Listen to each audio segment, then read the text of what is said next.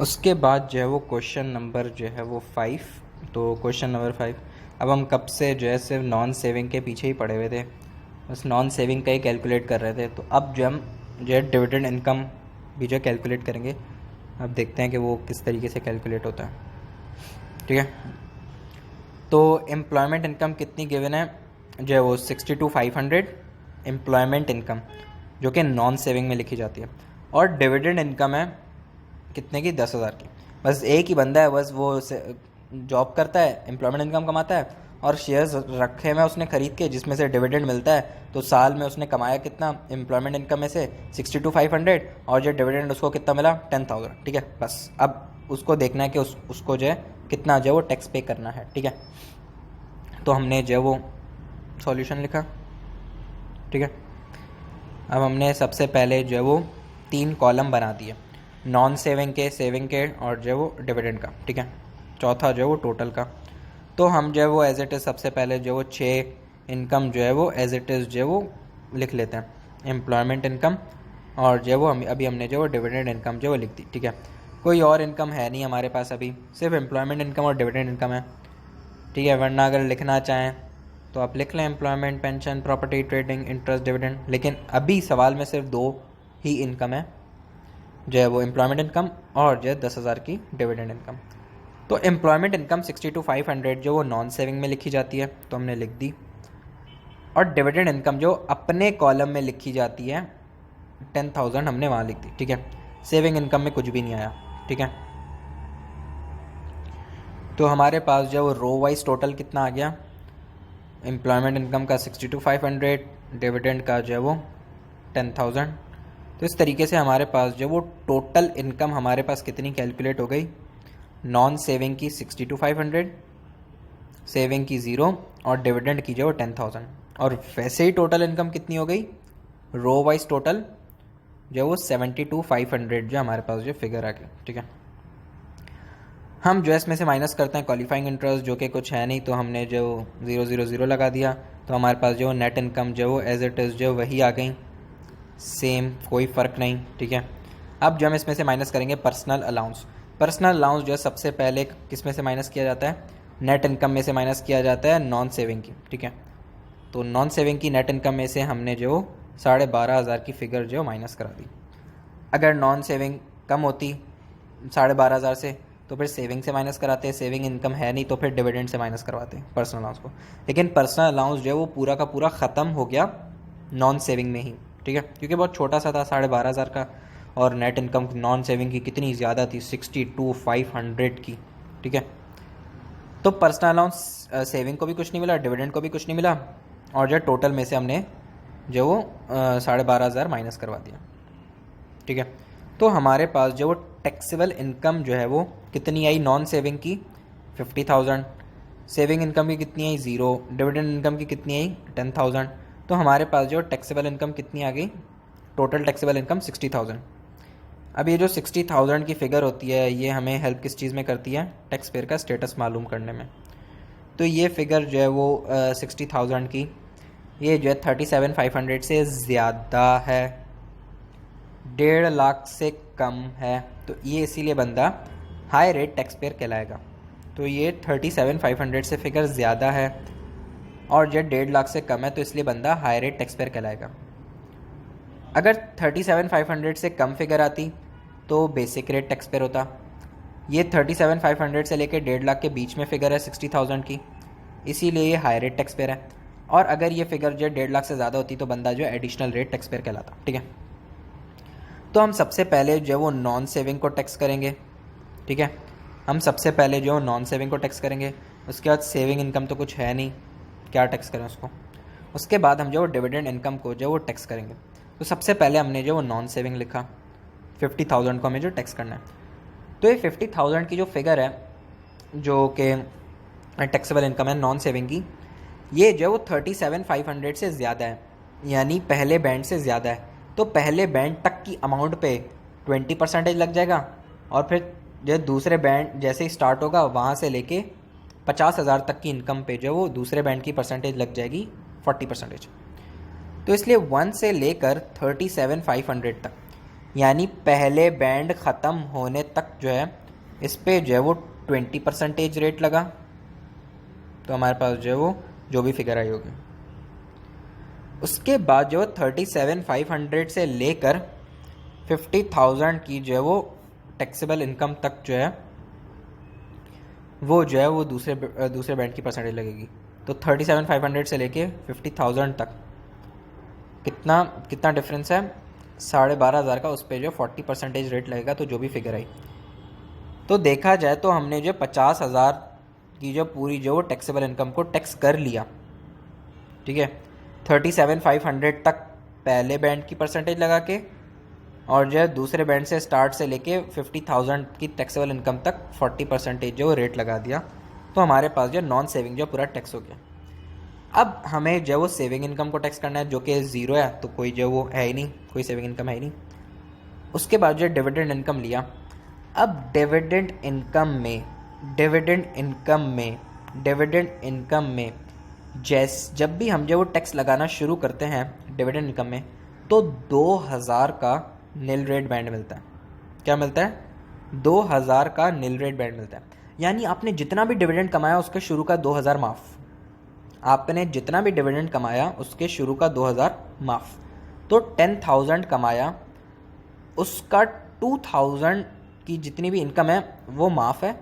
Remaining 8,000 पे आपको जो है वो टैक्स देना पड़ेगा। लेकिन ये जो बैंड्स होते हैं, पहला बैंड जैसे मैंने कहा था कि पहला बैंड जो ख़त्म हो गया, दूसरा बैंड स्टार्ट हो गया, ये जो बैंड्स होते हैं ये पूरे जो वो पूरी टैक्सेबल इनकम के लिए होते हैं, इस 60,000 की फिगर के लिए होते हैं।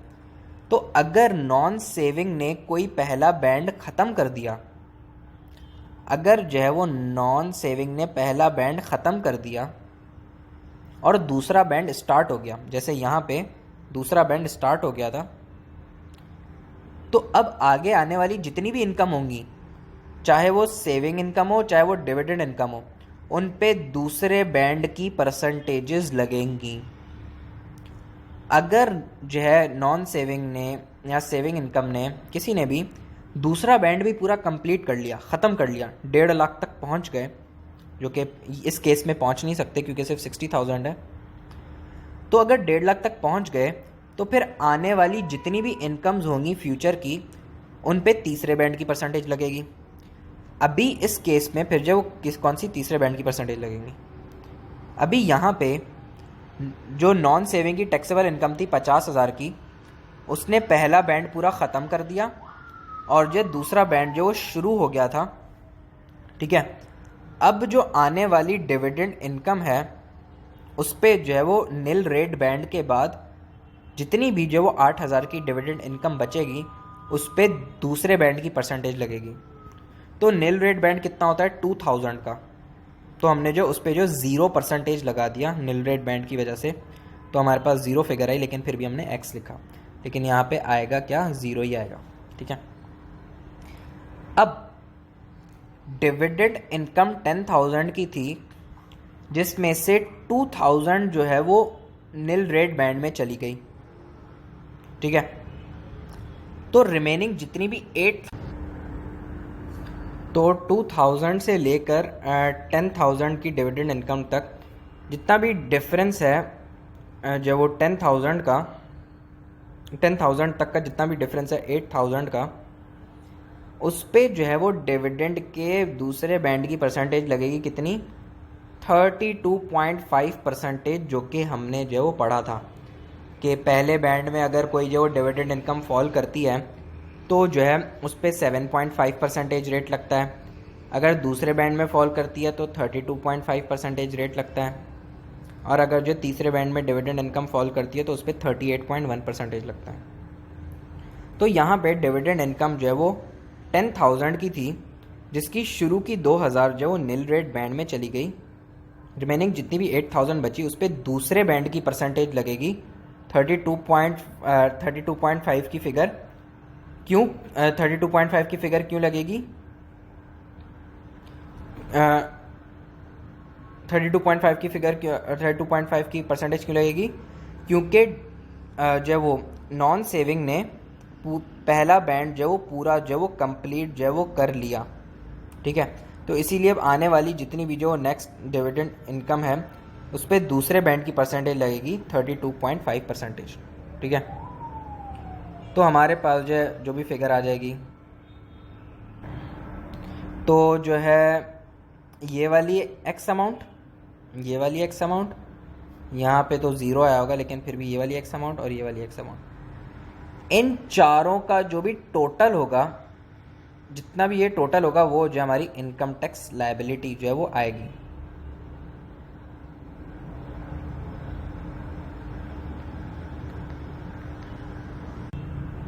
तो ये जो इनका जितना भी टोटल होगा वो हमारे पास जो वो इनकम टैक्स लायबिलिटी हमारे पास जो वो आ जाएगी। तो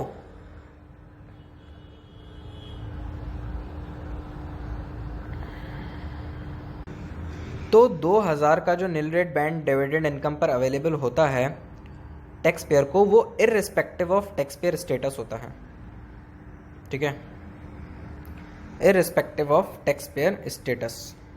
अगर बेसिक रेट टैक्स पेयर है बंदा फिर भी उसको जो है वो 2000 का नील रेट बैंड मिलेगा। अगर जो वो हाई रेट टैक्स पेयर है तब भी उसको 2000 का जो वो नील रेट बैंड मिलेगा। अगर जो एडिशनल रेट टैक्स पेयर है तब भी उसको जो वो 2000 का जो है वो नील रेट बैंड मिलेगा। तो 2000 का नील रेट बैंड मिलेगा ही मिलेगा डिविडेंड इनकम पे, चाहे बंदा हाई रेट टैक्स पेयर हो, बेसिक रेट टैक्स पेयर हो, एडिशनल रेट टैक्स पेयर हो, कोई भी टैक्स पेयर हो, उसको जो है 2000 का नील रेट बैंड मिलेगा irrespective of tax payer status. Irrespective of tax payer status किसमें? डिविडेंड इनकम में, ठीक है। तो भाई इन पे जो है नील रेट बैंड जो है इनको मिलेगा ही मिलेगा, ठीक है।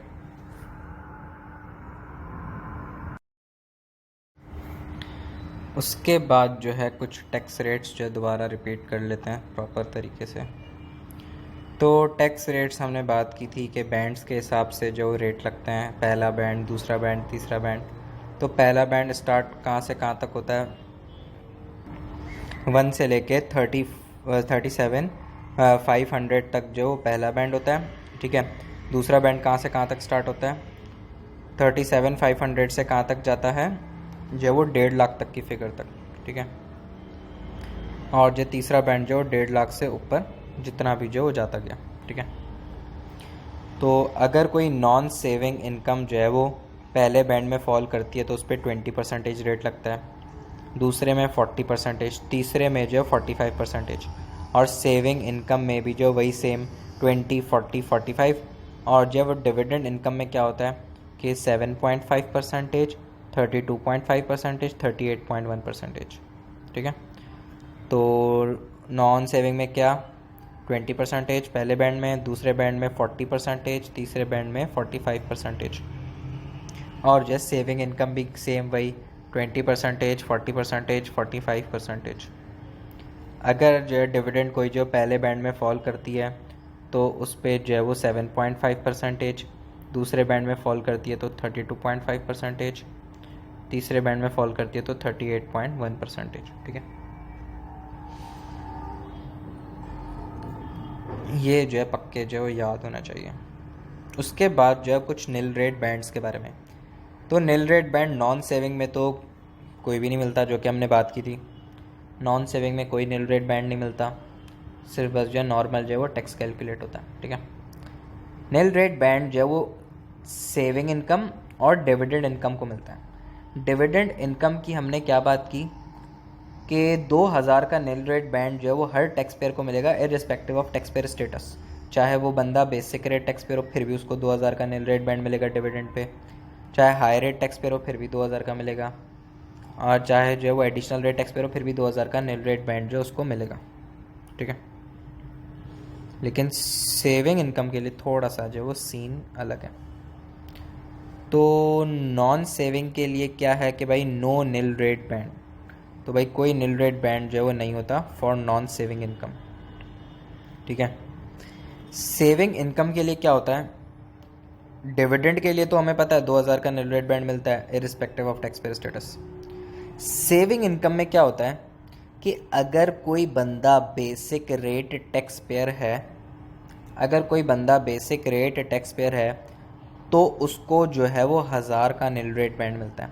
यानी जितनी भी सेविंग इनकम होगी उसकी शुरू की 1000 जो है वो मल्टीप्लाई हो जाएगी 0% से, और जब कोई टैक्स नहीं आएगा। तो यानी शुरू की जो 1000 की इनकम जो वो माफ़ होगी सेविंग में, अगर जो है बंदा बेसिक रेट टैक्स पेयर है। अगर बंदा हाई रेट टैक्स पेयर है तो फिर जो है सेविंग इनकम में उसको नील रेट बैंड कितने का मिलेगा? 500 का। तो जितनी भी उसकी जो वो सेविंग इनकम होगी उसकी शुरू की जो 500 जो है वो नील रेट बैंड में आ जाएगी, यानी माफ़ हो जाएगी, उस पर कोई टैक्स पे नहीं करना पड़ेगा। ठीक है। एडिशनल रेट टैक्स पेयर वाले को जो है वो कोई नील रेट बैंड नहीं मिलता सेविंग इनकम पे। एडिशनल रेट टैक्स पेयर वाले को कोई भी नील रेट बैंड नहीं मिलता सेविंग इनकम पे। तो बेसिक रेट टैक्स पेयर वाले को 1000 मिलेगा, हाई रेट टैक्स पेयर वाले को 500 मिलेगा, एडिशनल रेट टैक्स पेयर वाले को 0 मिलेगा। ठीक है। डिविडेंड इनकम का तो इजी, सबको 2000 का। क्या बेसिक रेट टैक्स पेयर वाले को 2000, हाई रेट टैक्स पेयर वाले को 2000, और जो है एडिशनल रेट टैक्स पेयर वाले को 2000, कोई डिफरेंस ही नहीं। बेसिक रेट टैक्स पेयर वाले को भी 2000, हाई रेट टैक्स पेयर वाले को भी 2000, एडिशनल रेट टैक्स पेयर वाले को भी 2000, सबको 2000। लेकिन सेविंग इनकम में बेसिक रेट टैक्स पेयर को 1000 का नील रेट बैंड मिलेगा, हाई रेट टैक्स पेयर वाले को 500 का, एडिशनल रेट टैक्स पेयर वाले को जो है कोई नील रेट बैंड जो है वो नहीं मिलेगा। ये बात जो है अच्छे से याद होनी चाहिए। और जो है एक स्टार्टिंग रेट बैंड भी होता है, उसका कॉन्सेप्ट जो हम आगे पढ़ेंगे। ठीक है। Starting rate band concept will be discuss later. ठीक है। तो अब क्वेश्चन जो हम जो है थोड़ा और डिफिकल्ट वाला क्वेश्चन करते हैं, क्वेश्चन नंबर 6। ठीक है। तो नॉन सेविंग की जो है वो टैक्सेबल इनकम कितनी है? डायरेक्ट टैक्सेबल इनकम पे काम कर रहे हैं हम, पर्सनल अलाउंस माइनस करने के बाद। ठीक है। वो तो सिंपल सा फॉर्मेट है, टोटल कर दो, टोटल इनकम आ गई, माइनस कर दो क्वालिफाइंग इंटरेस्ट, नेट इनकम आ गई, नेट इनकम में से माइनस कर दे पर्सनल अलाउंस, तो आपके पास जो है टैक्सेबल इनकम आ गई। टैक्सेबल इनकम कैलकुलेट करने तक कोई डिफिकल्ट नहीं है, उसके बाद ये परसेंटेजेस अप्लाई करते हुए थोड़ी सी डिफिकल्टी जो है वो होती है। तो नॉन सेविंग की टैक्सेबल इनकम कितने जो है वो कितनी है आफ्टर पर्सनल अलाउंस? जो 50,000। सेविंग इनकम की टैक्सेबल इनकम कितनी है आफ्टर पर्सनल अलाउंस? 4000। अब ये पहली बार हम जो है वो सेविंग इनकम को टैक्स कर रहे हैं, पहली बार, वरना पिछले जितने भी क्वेश्चन किए उसमें किसी में भी सेविंग इनकम नहीं थी। और जो डिविडेंड इनकम की जो टैक्सेबल इनकम कितनी है आफ्टर जो वो पर्सनल अलाउंस कितनी है? 5000 की। ठीक है। तो हमने जो वो सॉल्यूशन लिखा और हमने जो वो टैक्सेबल इनकम लिखी और हमने जो वो 4 कॉलम बना दिए। नॉन सेविंग में हमने 50,000 रख दिया, सेविंग में हमने जो 4000 रख दिया, डिविडेंड में हमने जो 5000 रख दिया, और हमने जो इनका टोटल कितना कर दिया जो 59,000 का। तो 59,000 का जो वो टोटल टैक्सेबल इनकम आ गई, जो कि हेल्प किस चीज़ में करती है? टैक्स पेयर का स्टेटस मालूम करने में। किसमें? टैक्स पेयर का स्टेटस मालूम करने में। तो ये जो फिगर है 59,000 की, ये जो है कैसे पता चलेगा कि ये कौन सा टैक्स पेयर है? ये जो है हाई रेट टैक्स पेयर है। क्यों? क्योंकि इसकी जो है वो टोटल टैक्सेबल इनकम 37,500 से ज़्यादा है, लेकिन 1.5 लाख से कम है। तो जो 37,500 से ज़्यादा है और जो 1.5 लाख से कम है, तो ये बंदा जो है वो हाई रेट टैक्स पेयर कहलाएगा। अब इसकी जो डिविडेंड इनकम है 5000 की, इस पे इसको 2000 का नील रेट बैंड मिलेगा ही मिलेगा, चाहे बंदा जो वो बेसिक रेट टैक्स पेयर हो, हाई रेट टैक्स पेयर हो, एडिशनल रेट टैक्स पेयर हो। लेकिन सेविंग इनकम पर अब इसको कितना नील रेट बैंड मिलेगा? हाई रेट टैक्स पेयर वाले को कितना मिलता है? 500 का, जो कि हमने अभी पढ़ा। तो सेविंग इनकम पे अब जो कितना नील रेट बैंड मिलेगा? 500 का। क्यों? क्योंकि ये बंदा जो है वो हाई रेट टैक्स पेयर है, और जो नॉन सेविंग पे तो कोई भी जो नील रेट बैंड नहीं मिलता। तो सबसे पहले हम जो वो नॉन सेविंग को टैक्स करते हैं, फिर सेविंग इनकम को, फिर डिविडेंड इनकम को। ठीक है। तो सबसे पहले नॉन सेविंग, फिर सेविंग, फिर डिविडेंड। तो हमने सबसे पहले नॉन सेविंग रखा। अब हमने देखा कि 50,000 तो पहले बैंड से बहुत ज़्यादा है, 37,500 से बहुत ज़्यादा है। तो 37,500 तक की फिगर पे जो है वो 20% लगेगा, और 37,500 से लेकर 50,000 तक की जितनी भी जो वो नॉन सेविंग की टैक्सेबल इनकम है, जितना भी डिफरेंस आएगा उस पर जो 40% रेट लगेगा। तो 1 से लेकर 37,500 तक की जितनी भी फिगर है पहले बैंड तक की नॉन सेविंग की उस पर जो परसेंटेज लगेगी 20%, तो हमने लगाई, तो जो भी जो उसका आंसर आया होगा। ठीक है। उसके बाद 37,500 से लेकर 50,000 तक की जितनी भी जो है वो डिफरेंस है इनकम का, नॉन सेविंग की जितना भी डिफरेंस है, कितना डिफरेंस है 12,500 का, उस पर दूसरे बैंड की परसेंटेज लगेगी। कितनी? 40%। क्यों? क्योंकि पहला बैंड जो है वो ख़त्म हो गया, पहला बैंड जो वो ख़त्म हो गया, अब जो दूसरा बैंड स्टार्ट हो गया, तो अब इस पर 40% हमने लगाई। ठीक है। अब फ्यूचर में जब हम सेविंग इनकम को टैक्स करेंगे, तो अब दूसरा बैंड स्टार्ट हो चुका है, तो दूसरे बैंड की परसेंटेजेस लगाएंगे, और डिविडेंड इनकम पर भी जो वो दूसरे बैंड की परसेंटेजेस लगाएंगे। क्यों? क्योंकि दूसरा बैंड स्टार्ट हो चुका है, क्योंकि पहला बैंड जो है वो नॉन सेविंग ने ही पूरा जो है वो ख़त्म कर दिया था। ठीक है। तो जो है जितनी भी जो है ये एक्स और एक्स जो है फिगर आई होगी। ठीक है।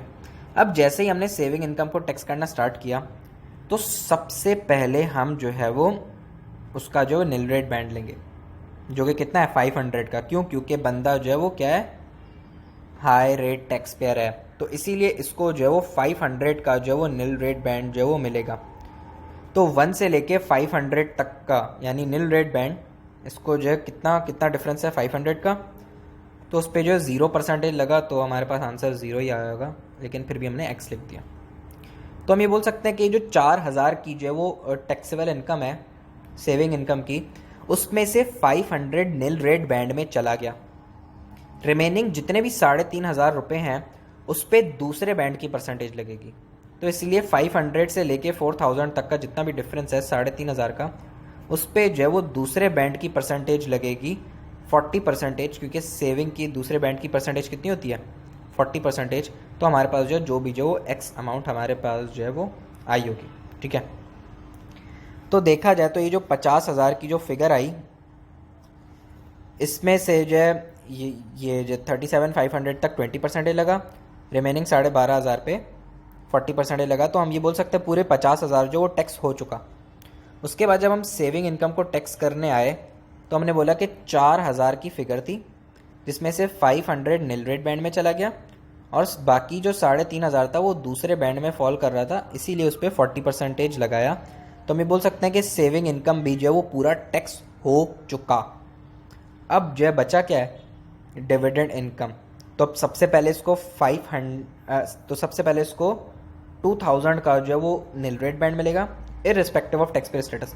चाहे यहाँ पे हाई रेट टैक्स पेड लिखा हो, चाहे यहाँ पे बेसिक रेट टैक्स पेड लिखा हो, चाहे यहाँ पे एडिशनल रेट टैक्स पेड लिखा हो, डिविडेंड इनकम पे 2,000 का निल रेट बैंड मिलेगा ही मिलेगा।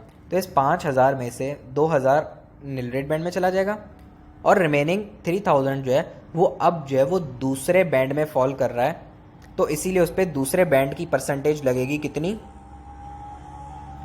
32.5%। ठीक है। तो इसीलिए जो है अब जो है रिमेनिंग जो 3,000 जो बचेगी डिविडेंड इनकम, उस पर जो है वो दूसरे बैंड की परसेंटेज लगेगी। तो जो है डिविडेंड इनकम को हमने टैक्स करना स्टार्ट किया, तो हमने क्या बोला कि भाई जो है वो शुरू की जो है वो निल रेट बैंड उसको कितना मिला 2,000 का जो है उसको जो है वो निल रेट बैंड मिला, जिस पे जो वो 0% लगी, तो हमारे पास जो है वो 0 अमाउंट आई होगी। और रिमेनिंग जितनी भी डिविडेंड इनकम है वो हाई रेट बैंड में फॉल करती है, तो यानी दूसरे बैंड में फॉल करती है, तो इसीलिए जो दूसरे बैंड की परसेंटेज लगाएंगे हम 32.5%। तो जितना भी डिफरेंस था 2,000 तो निल रेट बैंड में चला गया, रिमेनिंग 3,000 का जो डिफरेंस था उस पर दूसरे बैंड की परसेंटेज लगाई 32.5%। तो हमारे पास जो भी जो है ये एक्स अमाउंट आई, तो हमने जो वो पूरी जो वो नॉन सेविंग की एक्स अमाउंट को, सेविंग इनकम की एक्स अमाउंट को, डिविडेंड इनकम की एक्स अमाउंट को सबको ऐड किया, तो हमारे पास जो है इनकम टैक्स लायबिलिटी कितनी आ गई 14,875।